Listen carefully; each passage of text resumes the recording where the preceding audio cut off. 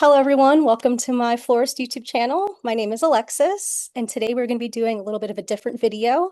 I have the Hotel Florist, and we are going to dive into the different avenues and ways that you can become a florist, start your career, so that way you don't think, you just have to pick being a retail florist. You don't have to just be a wedding florist. We're going to talk about the different career paths that you can take. Love it. Let's dive in. I would love to hear a little bit more about you and your goals, your business, how you started, and where you are today.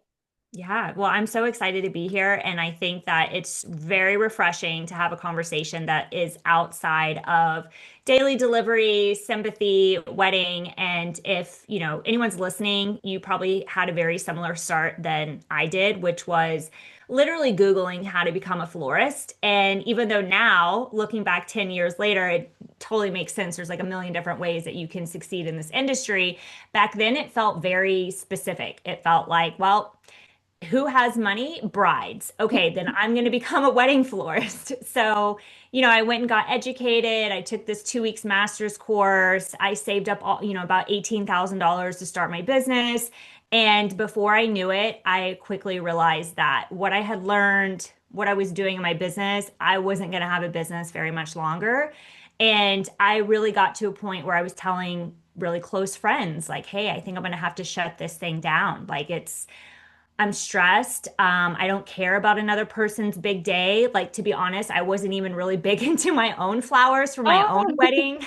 yeah, I feel that. And I just, I couldn't get behind it. It didn't feel genuine to me. And I wasn't having fun. Like, when we think about becoming a florist, we're really inspired by the creativity of it. And when you're constantly sitting down with women that can't make up their minds on what color rose they want to have, which I get it, like this is a big decision, but I'm trying to run a business and I could care less about this color. And then their mom swooping in with an Oh, opinion. And I was like, where's the creativity in this? Like, I had a moment where I was like, well, if this isn't gonna work for me, if I'm really gonna throw in the towel, what, and I did all the quote unquote right things. What if I just did things differently? And I went back to my roots. So I have a degree in hotel and restaurant management. I came from the hospitality space. I worked in hotels behind the front desk to serving, owners of companies, of hotel companies. I worked with senior vice presidents. I've seen every facet of the industry. I have experience in the hospitality space and I have an education. And I was like, what if I somehow put those two things together, like hotels and flowers? And I felt like an alien. I'm not going to lie. Like nobody got it. None of my little flower friends, they were still going to their wedding open houses and they were still doing hydrangea runners. And I just didn't feel cool. But I was like, this feels exciting. yeah. And, I think like 1 month later, I landed my first hotel contract, and it was in today's money over 6 figures. And I just remember driving home thinking, I don't have to post on Instagram for like a whole year. Like I've Mhm. already made the bag. I mean, and it was just so shocking how quickly life could change. And I never looked back. So, my hope with our episode today is to inspire florists to, whether it's with hotels or other luxury corporate accounts, but my main thing is I want you to walk away feeling really excited that you get to do whatever it is that you want in this industry your way. And there's a reason why, if like what you're doing right now doesn't feel like it's working, it's because there's a different and a better way for you. What I've noticed, especially just being a florist, like I do feel locked into just doing the one or three avenues, the opening a flower business, being a funeral florist, doing like daily funeral work, and then doing weddings. So to hear that there is a fourth option, there's actually more than just four options. There's many, many options. But to hear that there are different options than just the typical three it's amazing. Refreshing. Yeah, very refreshing. You're a hotel florist. What made you choose being a hotel florist other than over being like a wedding florist or any other kind of florist? So one was my background, but the main driver was lifestyle. So I don't love selling my weekends. I don't love selling my summers. I don't love having that pressure of someone's like big day on a Saturday, but I'm already like anxious about it a month in advance. Yeah. I I don't love the fact that it has to be this perfect hue of orange and it can't be, peach versus sherbet versus, bright orange, pale orange. I don't care about those things. It's So nice to for have flexibility. yeah, so for me, it was a lifestyle. So I was like, okay, I'm serious about growing a brand. Like, my company was called Franzi's Flower Design, and my whole kind of mission was that one day I would become famous enough that everyone would drop the flower design and they would just say Franzi's. Oh, I got it from Franzi's. Oh, Franzi did it for me. Like Coco Chanel. I went to Chanel. And I realize I'm never going to be that big name if I don't attach myself to big names. So I talk about this in Pedals to Profit, where it's like building brand equity in your business with who you associate with. And it's also very important because as you're associating with these bigger clients and you're building up consistent income, which is getting direct deposits month after month on repeat for the next 12 months, no matter what, like you have a contract that says that you're pitching one client, but you're essentially landing 52 pieces of business out of one client versus 52 clients. And just having a one-off event with them. So for me, it was that lifestyle of I have the consistent income. I'm now building the brand equity. So if I'm pitching to a restaurant and we all hate that question, can I see your portfolio? Like I feel like my soul dies It still to does. this day. My mission was like, I want to be big enough where nobody asked me for that question. Nobody asked me for a portfolio. And Mm. so the way I had to do that in the beginning was, you know what? I'm happy to show you my portfolio. However, I actually do all the flowers for Dolce and Gabbana down the street. I'm more than happy to give you the general manager's personal cell phone number and you two can connect and take it from there. And then all of a sudden, they don't need a portfolio because you've essentially associated yourself with a brand that people know and trust and appreciate, and it supports higher pricing. So, the main driver for me to become a hotel florist and to get into luxury corporate accounts was consistent income, knowing I was going to get paid whether regardless if I sent an invoice or not, and it was going to be on autopilot, being able to grow and scale my business fast. I mean, I grew six figures and then multiple six figures, just essentially being associated with the right brands.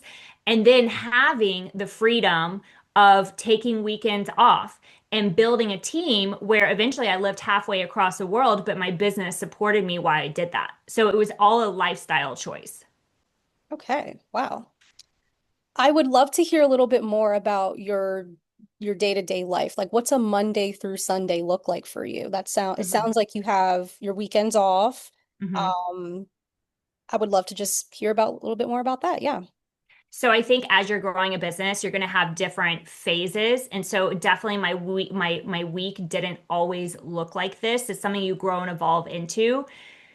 In the beginning, being a wedding florist, going into events and all that, it was the 6 days a week. And if we're being really honest, you're working 7 days because on Sunday, you're trying to do all your paperwork, you're trying to do your taxes, you're trying to do your bookkeeping, you're trying to do all the Yeah. things. And so literally, you have no life. And let's be honest, you're probably not doing all the things very well.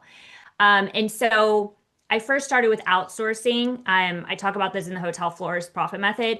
You have three different ways that you operate. You have your zone of genius, which is essentially only the things that you can do. So, like right now, me on this podcast, I can only do this. Like, I can't send someone else on my behalf and it still be me. Then you have your zone of competence, which means you can do these things. You don't love them, but you can go to a flower market, you can go pick out flowers. Like that's not hard, but you probably don't want to get up at 6 a.m. every single morning and do that.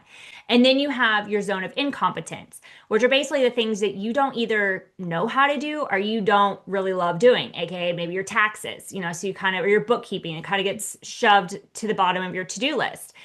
And what I learned is as I grew my business, I would first outsource all of my zone of incompetence. So essentially, I would create a list for myself, and that would become basically my job description.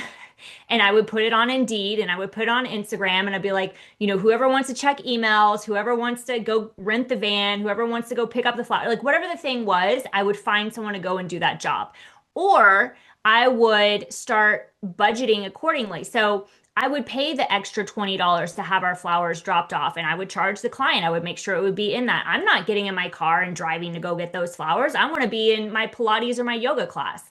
Um, I will see the flowers at the hotel when I'm finished. So it took little micro decisions. It's not all going to happen at once. So that's why I want to give context to this answer because I don't want anyone to feel like, oh, well, I'm nowhere near that. So I guess it doesn't get to work for me or that feels so overwhelming. It's small little choices. So it was looking, what are the areas I can delegate? What are the areas I can outsource? Getting into that zone of competence. How can I hire more support? People start freaking out when you talk about hiring, especially when you're just starting out. And I just want to be really clear. The other reason why I love hotels is you need to get the buffet before you figure out how to eat it. And too many people are out there trying to worry about how to eat food they don't have. So they're worried about, well, I need to make sure that I have a florist on payroll before I go pitch to a hotel because I don't want to get the hotel and then I don't have a florist that can take care of the hotel. I'm like, why don't you just get the hotel because they'll pay for the florist. You're not going to start tomorrow. You're going to start in like two weeks, 4 weeks.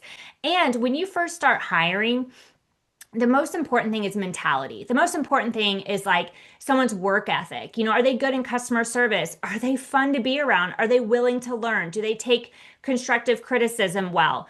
Are they like a team player? So in the very beginning, I had college interns. I was the florist. Now I quickly had to educate these college interns on how to, condition flowers and how to pack a van and how to set flowers up and all that. That's not rocket science. That's not hard, but you build a team that supports you. And I always had, again, going back to that zone of competence, I can install a hotel, but so can someone else. That's actually not hard. I need to come up with a design until I find a designer, if that I feel like it's better than me, but that's actually something I love. Mhm. That's zone of genius. But when I'm installing, I always have an extra pair of hands. So I make sure that obviously it's in the budget. But even if I have someone standing around and I hand them my phone and I say, "Hey, I need you to film this," they're fulfilling a job. But the reason why I have extra pair of hands is if that client walks by and wants to talk to me, I don't want to be delayed. I got another account to go to. Yeah. So it's thinking about how can I outsource? How can I delegate? How can I streamline this? It's like creating systems and structures, knowing that it's always going to grow and evolve. So when I got to a point in 2019, I thought, you know what? I going back to lifestyle, I don't really like feeling tied down. I don't like having to do the same thing every single week. I'm really grateful for it, but I need space. Yeah. So I took my business and I made it 1 day a week. So you asked me what my normal day looks like. Yeah. It was 1 day a week. I basically chalker blocked all of our corporate account installs on that 1 day. I had all the flowers delivered to wherever it was they were.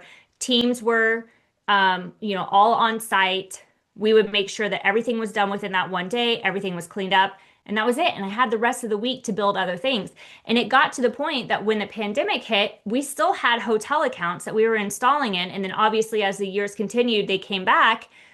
I was traveling in a makeshift RV for 7 months around the US. I was not installing at hotels. I then moved to Germany. I was not doing our flower bars. I was not installing at our hotels, but I built a team and I trained them and they had certain protocols set in place where I can monitor them. So I know this is a very long-winded question, but I know there's a lot of like inspiration here. Hmm. When I when I became the Texas State florist for Tiffany and Co., I did have a moment of panic because I realized that's 7 stores. Basically, if anyone messes up, it's on me, and I cannot physically get in my car and drive to all of those 7 stores. Yeah.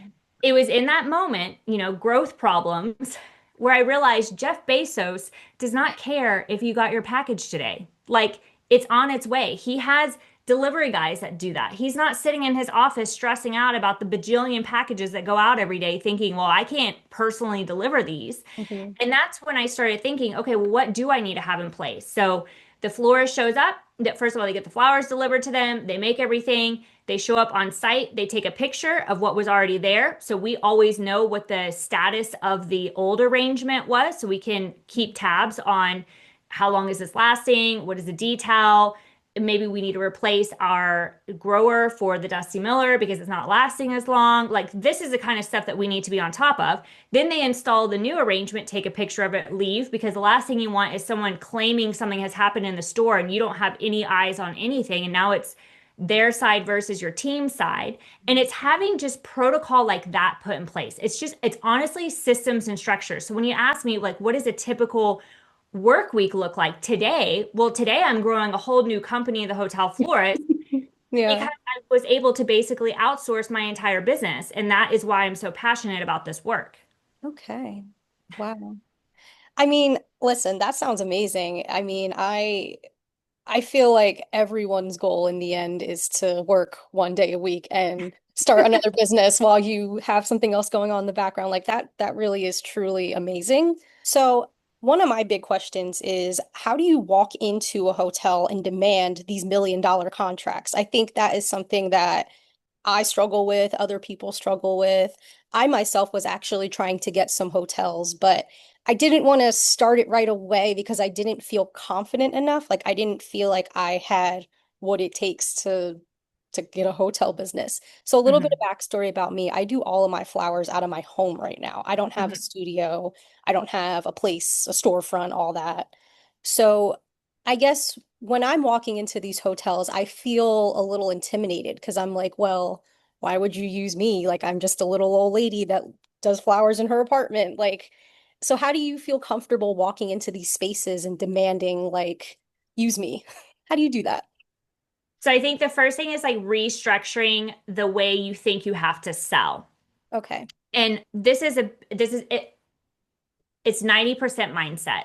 We Mhm. already know we have the skill set. We're already florists. Like I'm not speaking to you and you just got plumber of the year. Like you Yeah. are a florist, you Mhm. know what you're doing, have a floral business. Mhm. It's tackling a new type of clientele. Now we feel this pressure because this is a luxury clientele. You know, room nights might start at 500, 700, 1500, $3,000 a night. And Mhm. if we weren't raised with access to this type of experience when it came to like traveling, there is this part of us and our money mindset and like our blueprint of I don't feel worthy. Who am I to go in there and sell myself? And this is why I always say you are an extension of their team. And what I quickly realized was, and this is coming from someone that grew up below the poverty line without running water. Like I definitely didn't have access to any of this as a child. And in fact, I was honored to be a vendor of these type of clients until one day I decided I actually don't want to be a vendor anymore. I actually want to be a client myself. So there is a whole growth and evolution behind it, but something right now, if you're feeling intimidated, is remembering you're an extension of their team. You're not here to sell yourself as a vendor. You're here to help them create a cohesive guest experience. Everyone is on the same page. When it comes to the hospitality space, you have to remember this is an industry that's 24/7, 365 days. This general manager, he worked decades to, and most likely it's a man, sometimes it's a woman, but they worked decades to get to this position. A lot of sleepless nights, Mhm. a lot of things that we normally would not want to do. And there's a lot of burnout in there. And their main focus is guest satisfaction. Their main focus is that their service, their value supports the ADR that they're charging. And I think the more and more that we're seeing savvy travelers coming up, especially in the day and age of Instagram, you know, travel, being an affluent traveler has never been more accessible than it is today. Like you could be on OnlyFans making, I don't know, $100 million a year and like staying at every single penthouse around the world, and you could be 21. That is totally a new reality that we've never had before. So the thing that I find hotels are starting to struggle with is how do we make sure that we are perceived as valuable and that this was a very heart-led experience for our client versus something that just feels really expensive and our client feels ripped off and they're never going to come back. And a big touch point of that is florals. So if you can think about how can I approach this, you know, hotel from the position of being a brand steward of theirs, of remembering that I am going to give them, I'm going to be an extension of their team. All of a sudden, it's not about you and it's about how you can add value to them. And then it becomes a conversation. Now, there's a whole process of how to pitch successfully. I talk about this in the starter challenge, which is absolutely incredible. It's 7 days long. There's like 16 modules in there. There's no way that you would not feel confident approaching a hotel after that. But just remembering from a sales point of view, the less you make it about you and the more you make it about how you can add value to the hotel and their guest experience, their average daily rate, their occupancy percentage, then the more you're going to feel like you're part of something versus trying to sell your way into something. I like that approach because I often felt like, oh, I got to sell myself, like I have to prove to them why they want me, but I think it's more so why they want to work with me because I want to make their business feel more luxury. So Hmm. I like that approach. That's a different way of thinking about it for sure. You had talked a little bit about your program. I believe it was called Petals. What was it? Petals to Pusher? So, Pedals to Profit. It's Petals to, yeah, I have a lot of different programs, but I would say Pedals to Profit is for you if you're just starting out in your floral business or you've been in your floral business and you really want to understand how to create consistent income. okay. It's the consistent income system. It's a 6-week business program specifically talking about how to maximize your profit margins, how to pay yourself, how to handle your vendors, how to set up those systems and structures in your business. Mhm. That is who Pedals to Profit is for. Great, great. That sounds amazing. You might see me joining pretty soon, but I would love to have you. that does sound great. I would say if you're really serious about hotels right now, though, whether or not you want to keep this in the podcast, but I am running a starter challenge, but it's for for holiday edition because right now in hotels, luxury retail, law firms, spas, country clubs, restaurants, basically anything that's a luxury corporate hospitality client, which basically means like outward facing to a guest. Mhm. They are looking for help around the holidays, all their Christmas trees, all their holiday decor. This is a really easy way to get in with these types of clients and to host like, flower bars for the holidays with them, support them in the sense that when the holidays are over, you're the first person that they think about, holiday events. There are huge companies like energy companies, companies you wouldn't even think of, you think are boring. They're spending 20, $30,000 on holiday decor for their events. So I'm doing a starter challenge. I just announced it today. It's on my stories if you want to go check it out. It's Yeah. $33, but it's amazing and it will take over the next 5 days where you go, I don't really know how to start. You actually can make that cold call really warm with holiday because they're all actively looking to fulfill this position right now. I will say, I feel like the information I'm walking away with right now, I feel much more confident and I feel enlightened. So I think Good. that this is great. My job here is done. Your job here is. Let's talk about the style and the trends. So I know with floral design for like retail flowers, I'm making like an arrangement, like with different types of flowers, like sometimes up to 5 different flowers. Do you find yourself making arrangements with lots of different types of flowers, or are you just getting like one flower to spread out through the entire hotel? Or I don't know, like, do you find that your designs have to be really involved because you're doing hotel work, or are they more simple? What do you think? So when it comes to hospitality floral design, most of the time you do not have like a blueprint to follow. So it's not like when you're doing weddings and you're showing them a mood board and then you're like freaking out because your like little centerpiece does not look exactly like the photo that you showed them that had Right, approval. right. They're like, I don't know, just do your thing. Like you're the expert. Oh, cool. This is what's exciting about it. So the thing is that there are certain brand standards that you need to take into account. They tell you this, they have this. Um, but the exciting thing is that you get to actually create your signature style. And this doesn't happen overnight. I know for me, I realized I had found it when I stepped away from something. I was like genuinely so excited, almost like high on life that I had created that. Like, oh my God, can you believe it? Like that just came out of here. Mhm. That's how you know you're creating a signature style. And then I started looking for the patterns. So what I noticed for me, and then as soon as you notice your patterns and you notice what your signature style is, you start leading with that when you start pitching yourself more. But you're not going to be confident on day one. Confidence comes with walking with fear. That's it.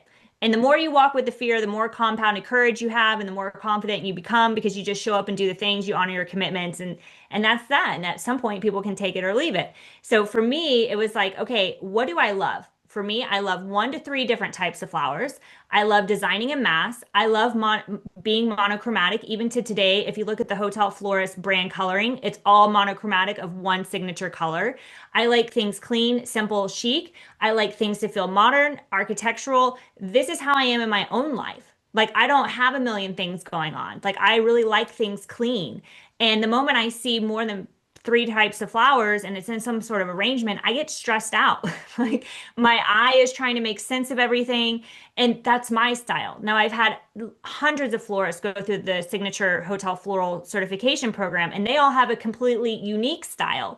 And that's perfect for them. And that's why I don't just teach hospitality floral design because I don't want a bunch of cookie cutters like me. I want you to find your version of what your signature style is because you're the one that has to do this every single week and it should feel exciting and it should feel fun and it should stand out. You need to be the trend follower. You set the trend based on like what makes you excited. So for me, that's being very monochromatic, 1 to 3 different types of flowers en masse. Yes, you buy for the whole entire hotel, but you design differently in all of the spaces. And again, that comes with trial and error. I designed for one hotel 301 installs. Remember, there's only 52 weeks in a year. So you can do the math of how many years I got to quote unquote practice for this hotel, and not one install was the same. I'm obsessed with hospitality floral design, but I had certain pillars that I followed, which was my unique signature style, which only developed when I realized the stuff that I hated doing that was trending and I thought like I should be doing, but every time I walked away, I was like, this looks like a dumpster fire. Like I hate everything about this. You know, how many times we've been like, get it out. I don't want to see it anymore. Yeah. And then actually designing where I'm like, oh, I made that. I'm like, okay, we need to do more of that. And that's how you create your signature style. Okay. All right.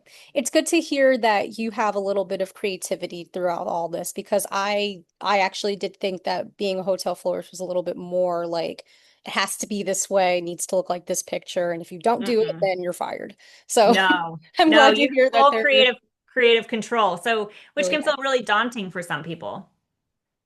It can be. Yes, I can see both sides of that for sure, but I personally like having all the control. Like I like when you give me some colors and you're just like do whatever is pretty. So Then I you'll love hospitality floral design because they'll be like, make it look good. You know, for a cool. long time, I had a GM that just kept saying, I need it higher. I need it higher. I need it. I'm like, I don't understand how much higher you need this. And then finally, one day, he's like, I need it to touch the ceiling. I'm not even joking. I need it to touch the ceiling. And I was like, How did you get how did you get it to touch the ceiling? Because in my head I'm oh, like curly I had to laurel, get gladiolas, like more stands, taller vases, stand on okay. stand, and then you basically have to group everything so it just looks like it's cascading down, but it made me a better designer. Okay, I see, I can picture it. Okay, Yeah. wow. Huh.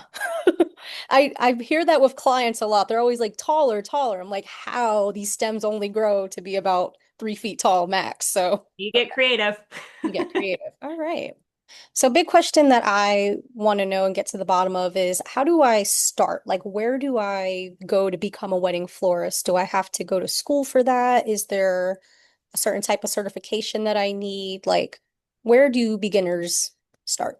hmm So I feel like, in the wedding industry, there's a lot of options out there already. And I think when you want to start a floral business, it's down to what kind of lifestyle do you want to have and what kind of skill set do you need to learn, and then go learn that skill set from the person that's actually done it. So for me, the biggest thing is like you have to have the right mentality. And really becoming a hotel florist is part of a movement. The movement is I want to be creatively free. I want to feel creatively expressed. I want to have consistent income. I want to build my business in a way that it's seen and that I want to become famous in some sort of way. Because when you're displaying your work in a hotel, it's like a billboard. It's a free billboard 24/7 in a public space. And I cannot tell you how many incredible clients I have landed simply just being a hotel florist that I would not have had the opportunity to work with because they can touch and feel your work in person.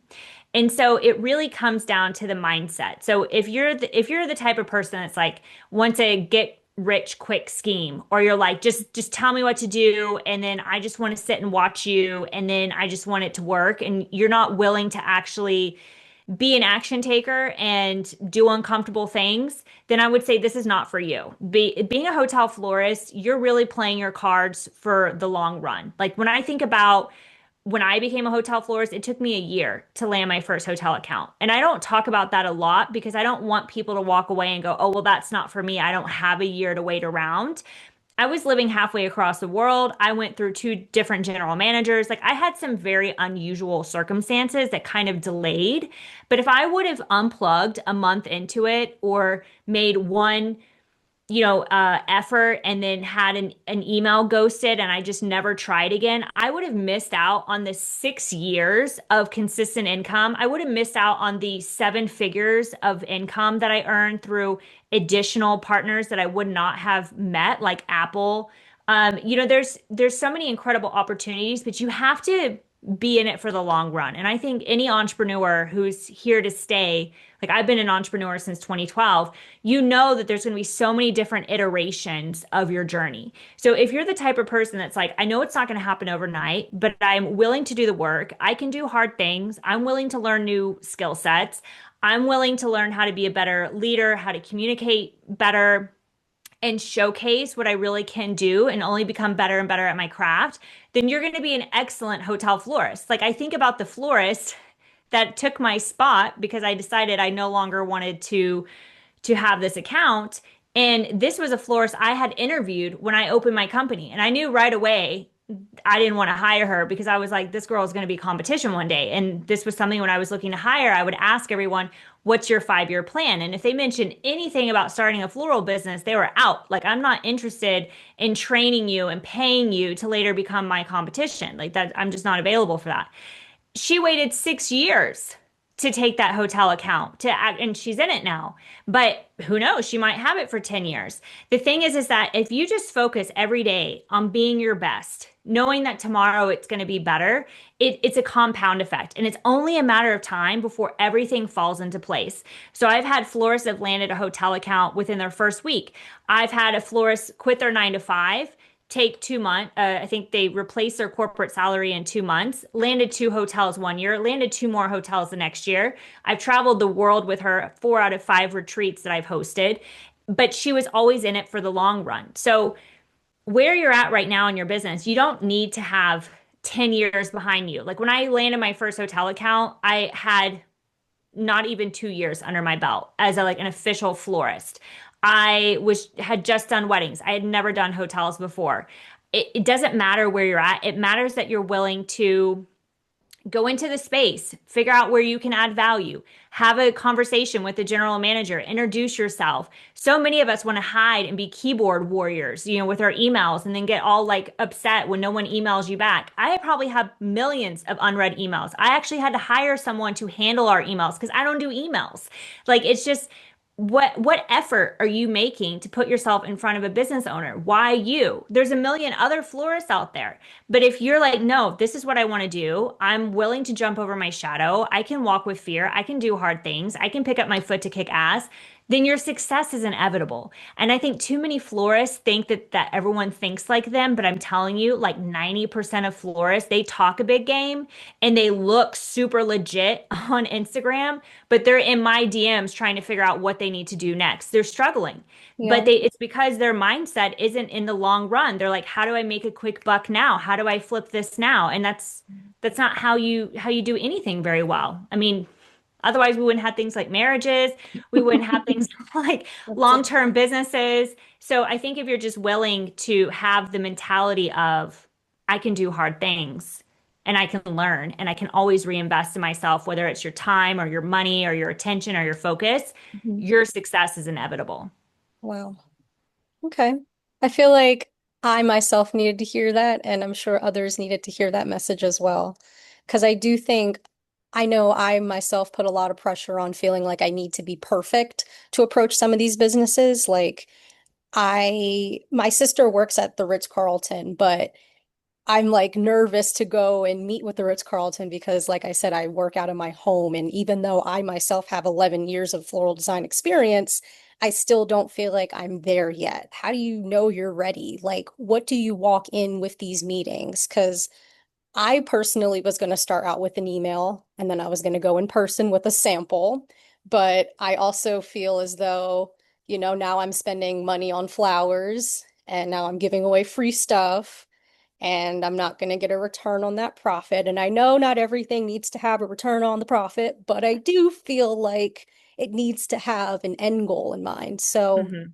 what would you say is the best approach to getting a hotel client? Do you need samples? Do I need an email? Do I walk in cold, like a cold call? Like what do you suggest? I love that we're having this conversation because you don't do any of that. Like my You whole body don't? is like, Okay, great. I'm loving to hear that. Great. no, no, no, no. Okay, the first thing I want to say is this idea of feeling ready is an absolute lie. Like you will never ever feel ready. I don't care if you have another 10 years under your belt. If you go another 10 years, then you're going to be too old. There's going to be some other story you're going to tell yourself, Yeah. I'm too old. Now I'm hearing I'm not a spring chicken like you. I'm like, when did that become an excuse not to like grow your business? I'm too fat. I'm too young. I'm too old. So the thing is like you will never feel ready. Ready is a lie. And once you wrap your head around that, you're like, okay, so where am I creating a problem that a problem doesn't exist? In your case, you already have an in. Even if you don't use her like physically to make an introduction, Mhm. you've just made that cold call warmer. Like you're literally Ritz-Carlton and hotels in general, they are families. They refer to like their employees, their culture as a family. I have thoughts on that, but anyway, that's how it is. Like it's close-knit group of individuals, okay?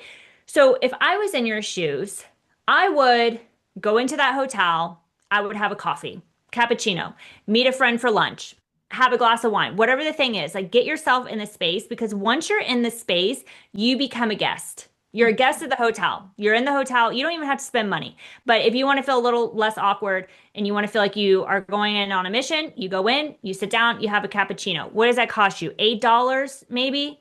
Mhm. 10 if we're going to have a really bougie coffee. The reason why this is so important is one, you get to regulate your nervous system. You know, your brain's not freaking out. Oh my God, we don't belong here. What are we doing? Who are we to be here? The second thing is you can see what is going on with the guests. What kind of guests do they have in this hotel? What does it feel like to be a guest in this hotel? Do I even like anything about this hotel?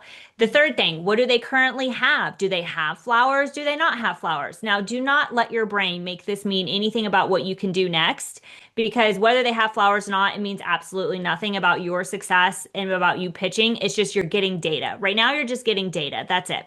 So then you go, great. Well, how could I do this better?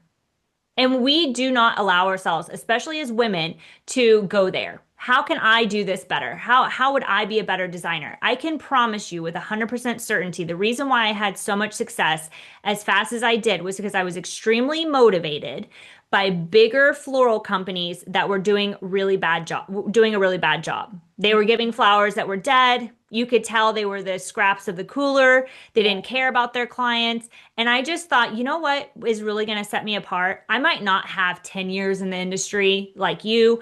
I might be new on the scene. Like, who am I? I mean, I moved halfway across the world to a brand new, like to a city that I hardly knew anyone in. So what I realized was, I was like, but I care just a little bit more. And the fact that I care just a little bit more is actually what makes me really dangerous. And the fact that I'm small, it means I'm nimble. I don't have overhead. I don't have employees. I can design in my house if I need to. Nobody needs to know that. Yeah. Like the fact that I can do that, I'm actually invincible. The only reason that they have this account and I don't is because I haven't actually started the process of pitching myself. That's literally the only reason. But your brain will tell you it's because you don't know enough. You make your flowers in your apartment, like whatever the stories are that are going on in your head that mean absolutely nothing.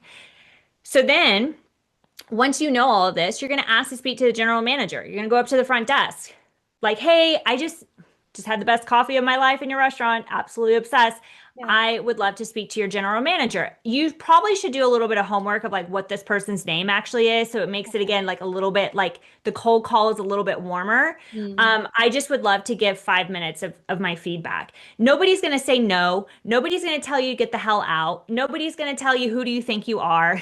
It's Okay. going to feel scary. Like I just ran a starter challenge last month, and one of my clients in Germany was like, I've never been more scared in my life, but I know, like, out of the 5 hotels I pitch, I know one is going to sign.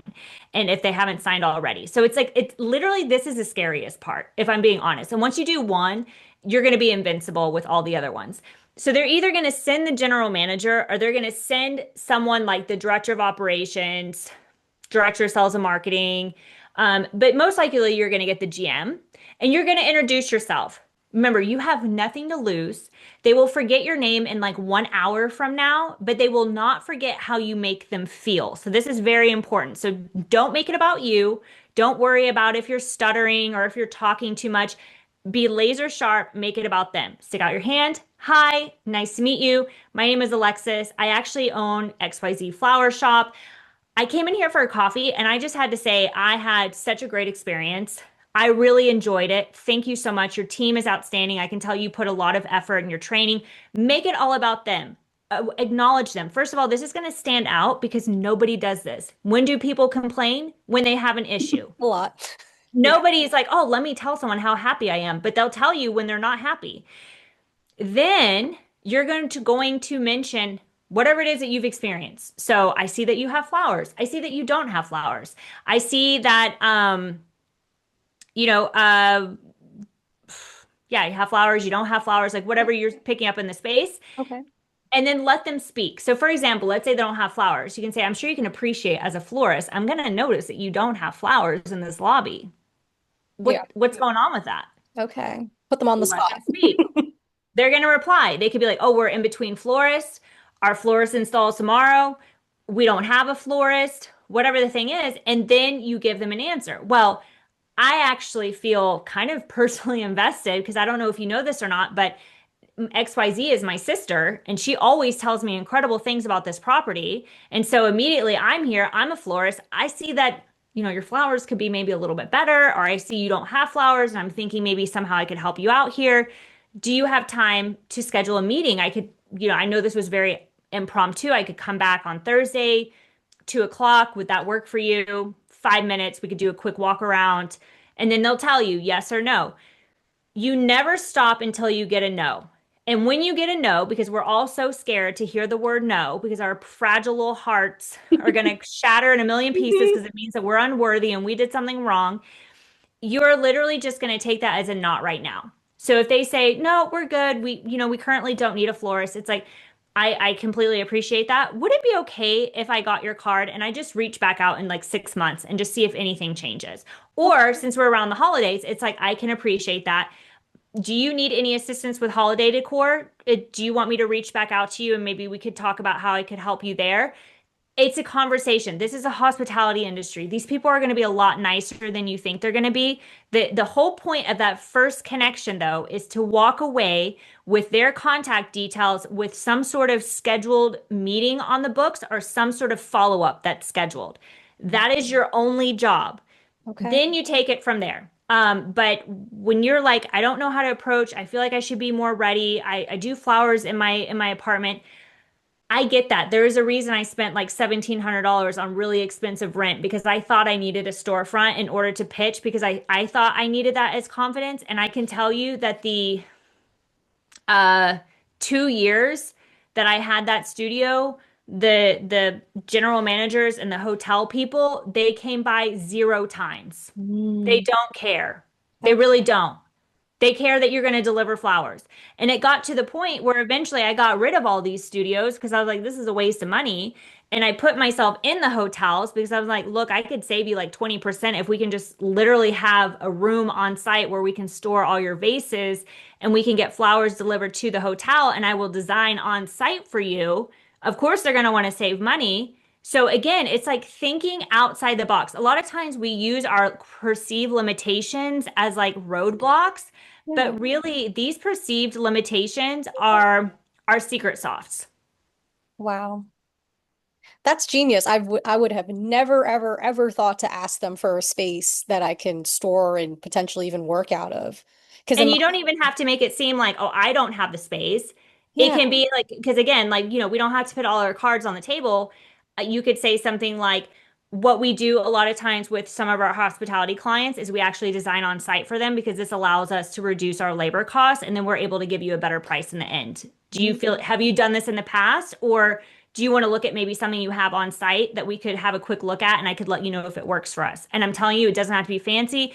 Like the closet they put us in literally used to store water. I well, have it, I have a video of it on Instagram. You should go check it out. It'll make you giggle. I have to check it out now because that is crazy. I mean, I really only need like a Yeah. 5 by 5 room. Like I don't need much, but okay, that's a great idea. I never thought to ask them, and And do that. Hmm. And you Okay. can also tell them, like, we design on site. And then you make this to your advantage. We find because hotels also love to capture local business, anyone living in the area. So it's like we find that we can create basically an interactive experience for your guests when they're checking in. And also, with some of our accounts, and I know other hotel florists do this, like you can just throw this in there to like support what you're going to say, is that the outside community comes in, they grab a drink at the bar and they watch you install, and they do that every Thursday night. Well, guess what? Now they have increased food and beverage revenue, and you don't have to worry about designing in your apartment. You can do it on site at the front desk. Are you going to be probably scared shitless for the first time you do it? Yeah, but you're going to be okay. Like you're not going to die. Promise? I promise. I speak from experience. Okay. Wow, thank you. This has been very eye-opening. I feel much more confident. What are some of your favorite parts about working with hotels? I love the fact that you have a client that you really get to know week after week, month after month, year after year. Like when I think about one of the GMs I worked with, I met him when he was a food and beverage director, and I saw him essentially get promoted up to general manager. And I got to support him in many different ways. And still to this day, I could like text him and we could have a really casual conversation. You just get really close to your clients. And they oftentimes also move to other hotels and then they want to bring you with them. And it's just like a relationship that feels stable, like it feels grounded. You become part of a community. You feel really anchored in. Like when I think about in 2017, I lost my house in a fire and over like literally in a blink of an eye. And I was immediately put up in one of my hotels. Like a girl saw it on my, like one of the front desk agents saw it on my Instagram stories. And I normally don't share stuff like this, but I was like, I believe in the power of prayer and it was super scary for me. And she was like, "You have a room reserved at the hotel. Just come when you can come." And I remember I checked in at like 3 a.m. I woke up at 7 and I was just like, "Okay, what do I do now?" And it's just like your clients start to feel like your family and you want to take care of your clients. Mhm. It's not like weddings and events where you're like, "I just want to get this over with." And Yeah. you're just kind of like throwing things on the table and you're like praying they're going to last 24 hours. I mean, you're in this property every single week, and when you're designing for them, you're genuinely like checking on the flowers midweek. You want to make sure everything looks really good. You feel like you're part of something. And when I had that fire, I realized how I had only moved to that place a year before, but I was so integrated in the community. I mean, I woke up, I had 700 DMs. Like people were like, "We'll take your cats. Can we bring you food?" I had like the CEO of a linens company bring me a yoga mat to my office the next morning. Didn't even ask. She's like, "I don't know what to give you, but I know you do yoga. So maybe this can like replace some normalcy in your life." And it was because I had started working with these businesses and I had just become part of their team, and all of a sudden it felt like a community, like I was part of something. And that's why I really want to be so clear when you feel this pressure that you have to sell yourself good enough. And it's not about that. It's remembering that you're providing a solution. Like sales is providing a solution to a problem that someone has. And I found in my case, those corporate clients, their problem was that they either didn't have flowers or that they were getting a really bad job from a florist that didn't care. And I was like, it's my mission to actually sell you this solution that I know you're going to be wildly obsessed with, where you sign me year after year because it supports you. You win awards. You look good in front of your clients. Your clients want to buy more diamond rings at the counter. Like, I get to help you do that. And that is like the biggest difference for me being in this hospitality space than being in just weddings and events. Wow. I like that. I like the more like personal effect you get because I do agree. It's like I meet the brides usually on their wedding day. We usually meet one time on Zoom or two Yeah. times to go over the contract. But then, like after that, I'm meeting you in person on your wedding day. You're busy, and then I never see you again. Yeah. So I do like the idea of like actually building a relationship, making connections, and that's like a whole different world. So.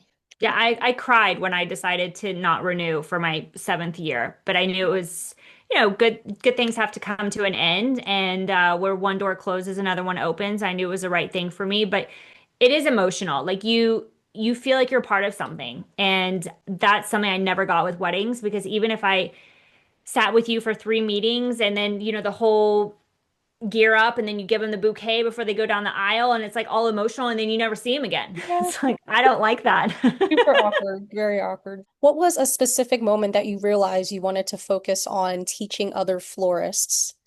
What made you want to transition into that? So I always say that your dreams or your ideas that you have are just simply memories from the future. And something that I did was when I started with my hotel clients, I hired a photographer to come in every single week.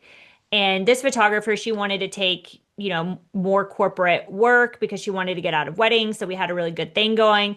And she would come and take these photos of all my work. And I'm so happy I did that, but I was so proud. I was like, one day I'm going to have a book, a coffee table book with all my designs in it. And then I started coming in and we started doing photos and I started telling her one day I'm going to have a course and I'm going to teach florists how to do this. And by no means was I anywhere near having an online course or brand or, the only florist I knew were florists I met at like the First Ladies Luncheon in Washington, D.C., or a couple of workshop retreats I went on. So it felt very weird for me to say that because who was I? I was just a florist. Yeah. I was just doing hotels. Mhm. But when the pandemic happened and I realized what I had created for myself, this working one day a week. I mean, I was in Australia when the pandemic happened Okay. and Wow. easily making 5 figures a month. I was not at home. I was not doing any of the business stuff. And Mhm. I got back and I thought, well, I really want to help people. And what I first thought I was going to do is I was going to help corporate women that had lost their jobs but knew they really wanted to start a business. And so I started working with a coach. And this is why I believe so much in coaches and mentors because they really can help us see like where our gaps are, even just the level of confidence that we were speaking about today. And she asked me about my background. And when I told her, she said, Franceska, I've never heard of someone who has niched down in the hospitality floral space. I've never heard a florist talk about consistent income. I think what you've created for yourself is really rare. I think there's white space, and I think you should go and own it. And shortly before the pandemic had even happened, I had already transitioned into the hotel florist. It felt so much bigger than me, but I wanted to have essentially a consulting company as part of my floral company to help hotels create floral brand standards because there were no brand standards for florals and it drove me crazy. Like I would get these briefs from Tiffany and Co. and I'd be like, you had an intern in New York City go on Pinterest and find this faux Yeah. hyacinth, that like it doesn't even grow right now. And you've created a hypothetical budget that like the best I can do is get you some purple stock, and I know you don't love that. So I was like, y'all need to have some brand standards from a florist that actually knows seasonality and pricing. And so I created the hotel florist. And when I did that, my first thought was like, who the hell are you to call yourself the hotel florist? I'm not Jeff Latham, right? There will always be someone bigger and better. And I just thought, well, who am I not? Like, I love hotels. I have a degree in this. I know hotels like the back of my hand. My husband's still in this business. I have so many connections. Like, this is what I want to do. So I had, again, already had the vision, didn't know how I was going to put it together. So when I decided after the pandemic, I was going to have to rebuild something, I was like, I'm not going to rebuild what I already built. Yeah. Like, it can go on, it can kind of tinker in the background, but actually what I want to do is I want to help florists create consistent income because I didn't realize what an issue this is for our industry. Our industry is full of florists that are so talented, but so incredibly burnt out, unsure of themselves, and leaving this industry when we need more talented florists. Yeah. So I started, and it was very quiet for a very long time. It was no hotels are hiring, then it was all hotels already have a florist. It took a lot of work for me because I was a florist. I was not a coach. I was not a mentor. I was not a podcaster. I was none of the things that you see today. I didn't even talk on the phone. I had maybe 3 selfies in my in my album. Like the only thing I did was I did van diaries and every day I, just did behind the scenes in my floral business because it was fun. I Yeah. had no idea that now this was like going to be a whole new business for me. So to think that it's been 5 years and there's a best-selling book, and there's a podcast with over 45,000 downloads, and I've helped florists create almost $9 million in annual reoccurring revenue. It is so surreal to me because that is not at all what I started out to do. But it's like you look back and you think, of course I did. Of course I had this idea. And that's why I always say, like, it's always a memory from the future. So anyone that thinks about being a hotel florist and not just thinks like, oh, that's cute, but it's like literally obsessed with the idea, I promise you, you're already doing it. Like 1 year from now, you're already doing it. And if you want proof, look back in your life of all the times that you thought about something and now you're actually living the dream that you used to think about, or you're living in the place that you used to walk by, or you have the certain title in your career, or the certain type of husband that you once dreamed about. Like they're always memories from the future. Oh, all right. Wow. How inspiring. That is absolutely amazing. I think wanting to help people is definitely like life's biggest goals because I do truly feel as though like you won't ever be able to grow in life unless you give back to your community and help.